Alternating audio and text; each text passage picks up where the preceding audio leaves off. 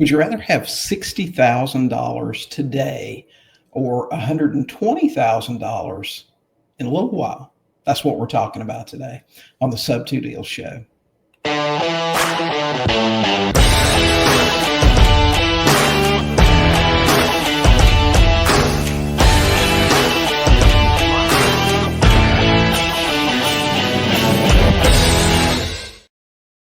Hey, deed grabbers, welcome to this episode of the Sub2 Deal Show, where we talk about all things subject to. Now, occasionally we do talk about other real estate investing topics, but it's always something to help you with your real estate investing business. Now, today we're going to talk about the 12-house blueprint specifically. We've been talking about that a lot for the last couple of months since our book came out, which, by the way, if you're interested, is doing great on Amazon. We've got 20-something reviews in, and almost all of them are 5-star reviews. So we're real happy about that. We appreciate everybody that's already ordered it. But, I realize that some people probably don't know exactly what the 12-house blueprint is. And for a long time, we just taught that inside of our Max program. So my students are very familiar with it, but some people out there may not be familiar with exactly how it works. So we want to try to fix that today and give you a little bit more information about it. Now, to tell you a little bit of background about it, I actually developed the 12-house blueprint when I got a divorce in 2009 and moved out of the country. Now, if you know my background, you know that I got started investing in 1999. I bought my first property. And for the first 10 years, we did pretty much everything in the real estate business, residential real estate. We bought houses for cash. We bought houses subject to. We did sandwich lease options. We sold for cash. We rehabbed and sold retail. We sold with seller financing, and we sold with lease options, which we did a lot of those for a really long time. That's why you'll hear me say sometimes when I hear people talk about some of the things you can do with lease options on the sell side, I say, that's just really not the way things go. But that's a story for another day. We'll talk about that another time. But when I got divorced and moved out of the country, I really stopped to take a while to step back and regroup on how I ran my business. There's a saying about, well, man, if I could just start over, I would do things differently. And being given the opportunity to do that, I did.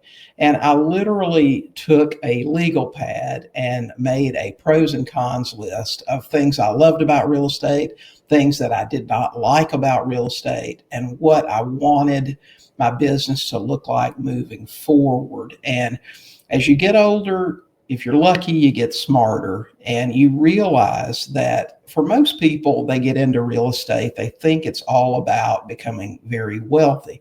But the truth is, it's because you want to do what you want to do on a daily basis.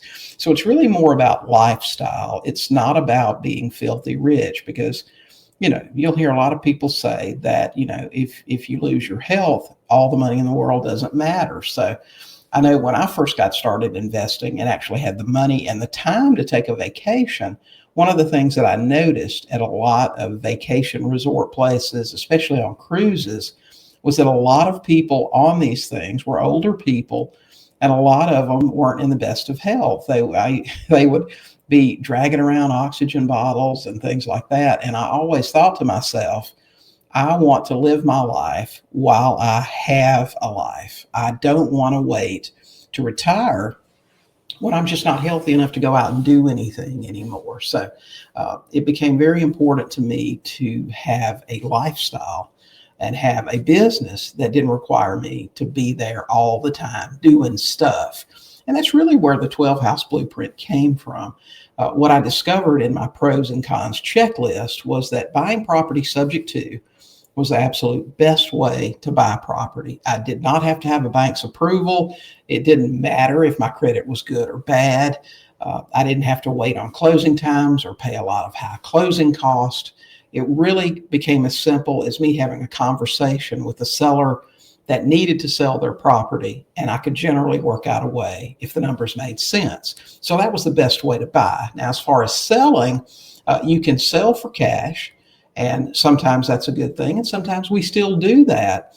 But for the most part, seller financing brought me the best, highest profit. And if you're, trying to make money on a real estate deal, if you don't need the money today, it works out a lot better. In fact, I actually made a post this weekend on Facebook. Would you rather have $60,000 today or $120,000 later? And the responses were interesting.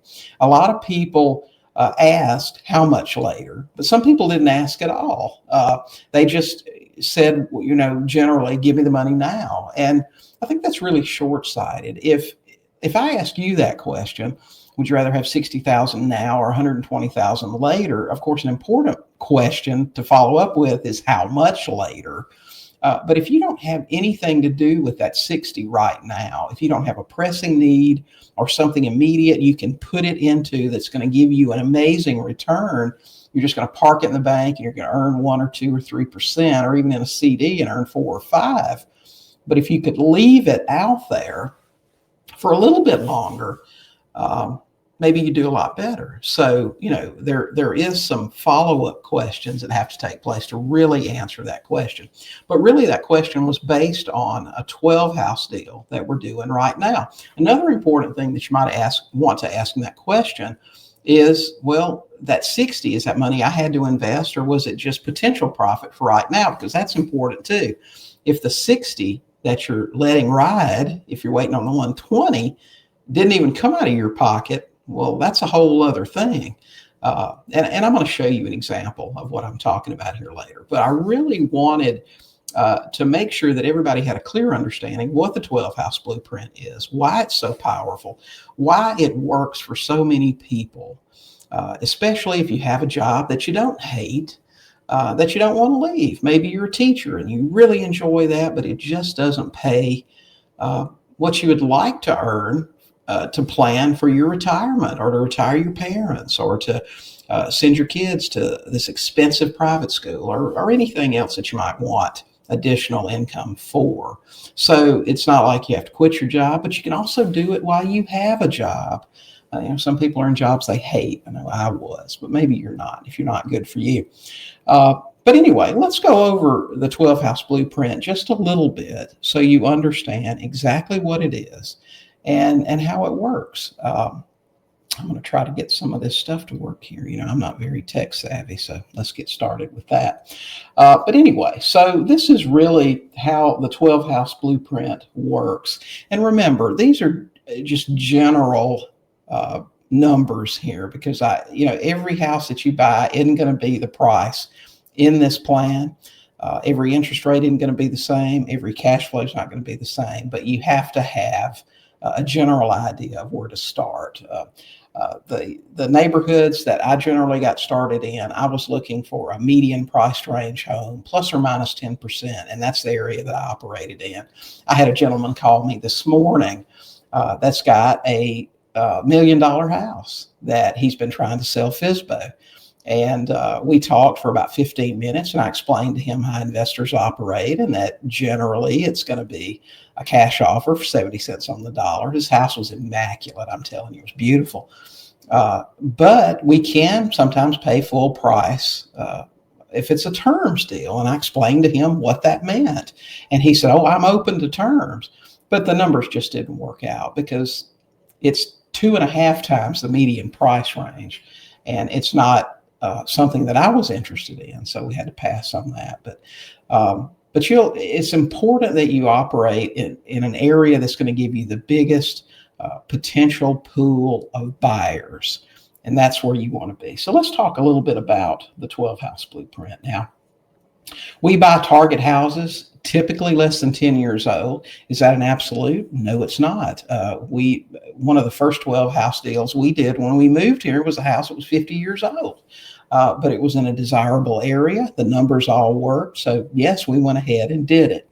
But we ideally like newer homes, because let's face it, given the choice, a home buyer would rather have a newer home than an older one. And that's just the way it is. Minimum 3 bedrooms and 2 baths. Now, is that an absolute? No, but it's the most common. So again, we try to stick with the most common, commonly liked or preferred thing that we can. And we also want to make sure, and this is very important, no matter the house, we want to be in neighborhoods where families want to live, okay? If it's dangerous, if you've got to wear a flak jacket to go outside and check your mail, that is not where you want to pick up a house that you're going to keep for an extended period of time. Now, I know there are probably people out there that say different. You know, when I lived in Georgia, we had a guy that was a member of our real estate club that was known as the slumlord. That guy made a ton of money, but he bought and kept and rented houses that I never would have touched. That's not what you want to do with this. And we've seen people fail with this program because they didn't stick to the neighborhoods that they should be in. It doesn't matter how good a deal you're getting on a house. If you're going to go with this model, you want to be in a nice neighborhood that's not dangerous to live in, because I don't know about you, but if I've got small kids, I don't want to be anywhere that they can't play outside. So that's an important part of the model here. Research the areas. You're looking for several things. The primary ones are stable populations, or populations that are continuing to grow. It doesn't have to be dramatic growth, but it doesn't need to be a place where people are leaving. Okay. Job growth and at least the median income. Okay. In the US right now, that's about $65,000 for a family. So you want to make sure that you've got at least that, maybe more. More is always better. They can afford more of a house. But that's what you're looking. Those are the primary things you're looking for. Now we look at some other things too, like crime statistics, and schools and those types of things. There's a whole list of things that you want to look at, but these are the primary things that you're wanting to look at when you're choosing an area. Now this is if you're operating remotely. If you're operating in your own backyard, you may do things a little bit differently. If you've got a bad backyard, you might be wanting to operate remotely. But anyway, that's what we're doing. Now, this is the plan that we would follow. You buy a house worth $250,000, and before some of you folks in California or New York say there's no way you can't find a house for $250,000, you're probably going to be going remote. Now, for us, we're in one of the busiest, most growing markets in the United States right now, in Northwest Arkansas. Now, true, if you get into Bentonville, your median price is going to be $450, somewhere in that neighborhood. But if you operate in some of the smaller markets around here, Pea Ridge or Bella Vista, or maybe down in Siloam Springs, you're going to be looking at houses that are $250,000 to $300,000. So it still is possible, even in growing areas, to find pockets where you can buy houses at a reasonable price. Excuse me there. Oops. Okay, well, that was a foreclosure call on a deal that we're working on right now. So, hey, that's real life. We take calls all day long and talk directly with sellers. So, okay, so where were we? So we're buying a house worth $250,000 roughly. At least that's the value of it. The loan balance is $240 at 3.5%, and it's 1 year into a 30-year note. That would be a typical no equity deal. If that homeowner sold that house, they would probably have to come out of pocket $5,000 or $10,000 to get it sold. Now, our PITI is $1,077 a month. Taxes and insurance are $300 a month, and our total PITI for this house is $1,377. The house will rent for $1,600 a month, and we'll take over the payments on that house. We'll buy it subject to from that seller. We won't give them anything, if moving money, maybe, but chances are we won't. It's going to be in good shape, require very little out of pocket for us, maybe a good cleaning, carpets clean, something along those lines. We typically aren't going to buy a house that needs a lot of work doing this. We're looking for houses in good shape. We sell that house for $269 with $25,000 down. Now, 8 to 10% is generally what we'll get down on that. And then we'll finance the balance of $244 at 7% interest. And we do this on a 40-year note. Pay attention to this, guys, 40-year note. Now, some people say to us, well, you can't finance somebody for 40 years. But I've been doing this now for 15 years, okay? I was doing it before it was cool. And I'll tell you that today, the big lenders are starting to do 40-year notes.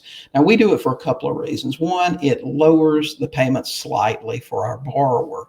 And two, if they decide to stay and not refinance, it really, really extends our profit on these deals. You can run an amortization schedule out for this if you'd like and see, but it's an additional 10 years of payments. And if you don't want that income, well, I'll take it. Okay, so our principal and interest for our buyer is $15.16 a month. We pass along the taxes and insurance, giving them a total payment of $18.16 a month. And that gives us cash flow of $439 a month in this case. That's always our target cash flow. We will not accept anything less than $300 a month. And we're looking ideally for something close to $500 a month. Now, in 36 months, we will owe $226,000 on our note, and our buyer will still owe us $240,000. Now, remember, this is on a basically no equity deal here, but we're paying 3.5% interest. They're paying 7%. Our principal pay down is much bigger than theirs. So essentially, they're putting money in a savings account for us every month. Now, this is going to give us a back end payoff of $14,300 when they refinance. So what does that mean for profit centers for us on this deal? Well, $25,000 down payment. That very little of that went toward any expenses. $439 a month for 36 months on cash flow, or almost $16,000, and a $14,300 back end profit. So the total profit on a no equity deal was over $55,000. Okay, so let's look at what happens in year one if you buy one house a month, which is the 12 house blueprint, by the way. One house a month for 12 months. Well, we're going to collect $300,000 in down payments. If every house you buy is $250 and you sell it for $269 and you get $25,000 down, is there going to be some variation on there? You bet. These are rounded numbers, and it's not always going to go this way, but for the most part, it will.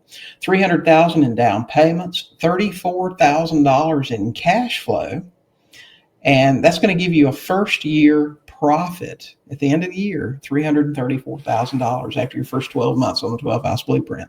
Now, I don't know about you, but I don't know many people who can't afford to not have a job if they hate their job on $334,000 a year. But let's look at the real magic here in years 2 and 3. Now, year 2, you collect the same because you're going to buy 12 houses next year, another $300,000 in down payments. Now you're getting $97,000 in cash flow. Remember, you got your first 12 houses and now your second 12 houses. So your second year profit is $397,000. Okay. In your third year, another $300,000 in down payments, $160,000 in cash flow for $460,000 that year. And remember, this is only buying one house a month. Now your fourth year is when things get a little bit more interesting, because if your people are refinancing you in 36 months, which should be your target, and there are a lot of things you can do to encourage that, and that's a story for another time. But things like if you've got your mortgage officer that's encouraging them to refinance, if you're sending them communication, you've got credit repair working with them, trying to encourage them to refinance. So there are a lot of carrots that you can offer them to do that. But your fourth year, when they start refining, so you've got a purchase every month, you've got a refi every month, that's going to add $14,000 per month to your income. So in your fourth year, you're still buying 12 houses a month. You're going to get $300,000 from your down payments. You're going to get $190,000 in cash flow, $171,000 in back end cash outs, giving you over $660,000 a year in income. Okay, guys, listen, this is how I've done it. Okay, and this is what's worked for me. Now, occasionally we do some other stuff. We've got a flip that we're doing, a small flip that we're doing in a small town in Missouri. later this month. We're buying it for 30. We're selling it for 54. Occasionally, we will do a rehab and a retail deal. But by and large, the 12 house blueprint is the majority of what I've done for the last 12, 15 years. Now, I'll tell you, and here's a good example of a house, if I can get this on here. There you go. This is the house that we got under contract a couple of weeks ago that we're closing on in a week or so. And it's a really good example of how it works. This guy has just got life going on. Okay. He's got things happening and he really just wants some certainty on moving. He's got a house right across the street for sale. And he doesn't want to compete. He just wants a date. In fact, when he talked to us, when we got it signed up, he said, listen, I've got a moving truck scheduled for the 20th. Okay. So he wanted out of the house. He only owes $214 on this house. He's got about a 5% interest rate loan on it, which isn't 3.5%, but it's better than current rates. And it's certainly better than an investor could get right now. The value on this house, we're selling it for $309. We'll probably get a $20,000 down payment on it. We'll finance the $289 for our buyer. The payments, PITI on it, are $1,600 a month. Our buyer's payment will be around $2,100, giving us that $500 a month in cash flow that we want.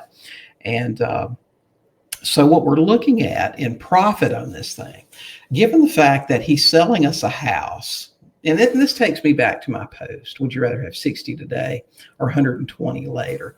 Now, he's handing us the keys to this house. He doesn't want anything. The house is in great condition. We're not going to touch it. He's giving us this house for $214. If we listed it today and we sold it for $300, by the time we paid commissions and fees and some buyer's concessions, we would probably walk away with a net of $60,000 to $65,000.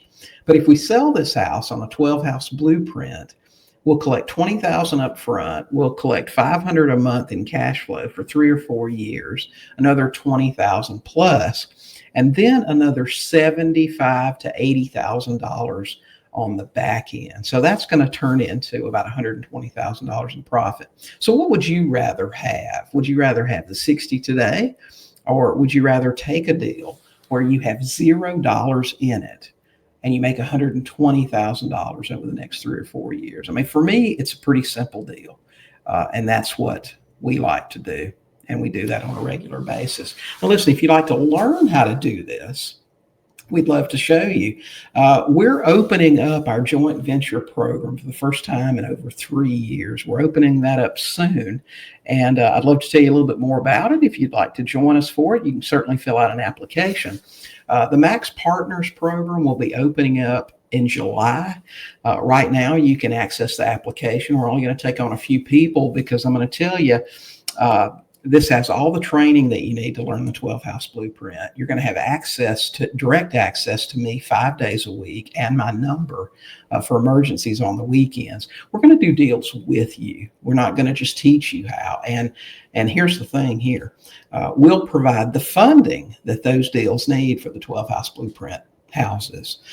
So if you'd like to learn more, you can go to williamtingle.com/maxpartners and fill out an application. I'll get back to you personally on your application and let you know if we can take you on in the program.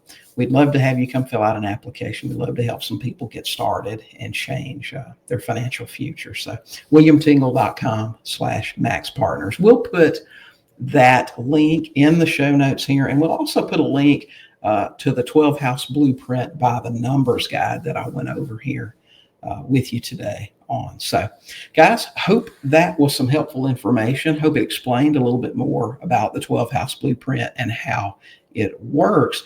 We'd love to have you subscribe to our podcast. If you're listening to it today, you can see the house that we talked about and see some other examples. And you can do that at sub2tv.com. That's our YouTube channel. You can watch our video instead of just listening to the podcast. We'd love to have you do that. And if you'd like to learn more about the 12 house blueprint, you can pick up our book, 12 house blueprint, at 12houseblueprintbook.com. So guys, hope that information helped. Fill out your application for the Max Partners program, and we'll see you next time. So get out there, talk to some sellers, buy some houses.